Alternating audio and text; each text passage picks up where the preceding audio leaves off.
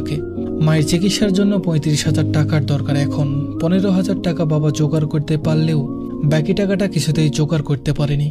বিকেলবেলা বাবার বন্ধু শহীদুল কাকা মাকে দেখতে আসেন। বাবা কথায় কথায় আবার সেই লজ্জা মার্কা হাসি দেয়। শহীদুল কাকার কাছে কিছু টাকা ধার চায় মায়ের চিকিৎসার জন্য। বাবার একটা কাপড়ের দোকান আছে। শহীদুল কাকার কাছে বলেন, চাইলে দোকানটা বন্ধক হিসেবে টাকাটা দিতে পারো। শহীদুল কাকা বলেন, কি বলছো তুমি এসব? তুমি আমাকে অল্প করে দিয়ে দিও, তাতেই হবে। সন্ধ্যায় বাসায় এসো, বাসায় কিছু টাকা আছে, আগামীকাল ব্যাংকে রাখবো কথা ছিল। বাবার চোখ এবার ছলছল করে ওঠে। মায়ের চিকিৎসা শহীদুল কাকার দেওয়া টাকাতেই হয়। মা পুরোপুরি সুস্থ হতে 2 মাস চলে যায়। আমাদের স্বাভাবিক জীবন চলতে থাকে। বাবা মাসে মাসে কিছু টাকা শহীদুল কাকাকে দিয়ে দেন। আমি কেবল ক্লাস 7-এ উঠেছি। স্কুলে টিফিন টাইমে সিঁড়ি থেকে নামতে যেয়ে পায়ে হোঁচট খাই। ডান পায়ের একটা নখ ভেঙে রক্ত বের হয়। তখন দেখি স্কুলে শহীদুল কাকা এসেছেন। শহীদুল কাকা আমার মাথায় হাত রেখে তারপর চলে যায় লাইব্রেরির দিকে। লাইব্রেরি থেকে বের হয়ে আমাকে বলে স্কুল ব্যাগ সাথে নিয়ে নিতে। আমি বলি, কাকা আমার স্কুল এখনো ছুটি হয়নি। কাকা বলেন, তোর স্যারের সাথে কথা বলেছি, জরুরি কাজ আছে তাই যেতে হবে। শহীদুল কাকার সাথে রিকশায় উঠি আমি। কাকা পুরো রাস্তায় কোনো কথা বলেন না, চুপচাপ হয়ে আসেন। বাড়ির সামনে রিকশা থামতেই দেখি অনেক মানুষের ভিড়। ভিড় ঠেলে বাড়ির ভেতরে আসি। উঠানের পাশে বড় একটা আম গাছের পাশেই একটা খাট। সেই খাটের উপরে বাবাকে রাখা। বাবা কোনো কথা বলছে না। মা ছুটে এসে আমাকে জড়িয়ে ধরে কাঁদতে থাকে।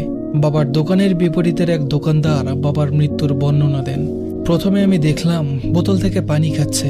হঠাৎই চেয়ারে বসতে যেয়ে নিচে পড়ে গেল। আমরা ছুটে যেয়ে ধরলাম, বেশি সময় দিল না। হাসপাতালে নিয়ে গেলে ডাক্তার বলে সব শেষ। কথাগুলো বলে তিনি কাঁদতে শুরু করেন।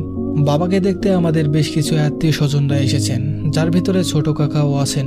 তবে সন্ধ্যা হতেই যে যার মতো চলে যায়। রাতে মা আর আমি বাসায় থাকি। মধ্যরাতে মায়ের শ্বাসকষ্ট ওঠে। সেই শ্বাসকষ্ট কিছুতেই থামে না। মাকে হাসপাতালে নিয়ে যেতে হয়। ভোরবেলা মা সুস্থ হলে আবার বাসায় নিয়ে আসি। অবশ্যই এর ভেতরে শহীদুল কাকা খবর পেয়ে হাসপাতালে এসেছে। ঝামেলা হয় বাবার দোকান নিয়ে। দোকানের দেখাশোনা করার মতো কেউ নেই। মা ঠিক করেন দোকান বিক্রি করে দিবেন। শহীদুল কাকার সাথে দোকানের বিষয়ে আলাপ করে। শহীদুল কাকা বলেন, দোকানটা রেখে দিন ভাবি, একজন কর্মচারী ঠিক করে দিব আমি। শহীদুল কাকা একজন লোক রেখে দেয়। লোকটার নাম হাসেম। হাসেম চাচা দোকান দেখাশোনা করেন। এই লোকটার ভেতরে কোনো লোভ নেই। আমি মাঝে মধ্যে বিকেলে যেয়ে দোকানে বসি। দোকান থেকে যে কটা টাকা আসে সেই টাকায় আমাদের শহরে চলতে অনেক কষ্ট হয়ে যায়। আমরা বাসা ছেড়ে দেই। শহীদুল কাকা তার বাড়ির চিলে কোঠায় আমার আর মায়ের জন্য থাকার জায়গা করে দেয়। আমরা সেখানেই থাকি। দোকানের লোককে বাড়তি টাকা দিতে হয়, তাই মা নিজেই দোকানে বসা শুরু করেন। সবকিছু বুঝে নিতে একটু কষ্ট হয়, তবে মা মানিয়ে নেন। আগে পুরুষের পোশাক ছিল। মা দোকানে বসার পর ধীরে ধীরে মহিলাদের কাপড় তোলেন, শাড়ি, সালোয়ার কামিজ এইসব।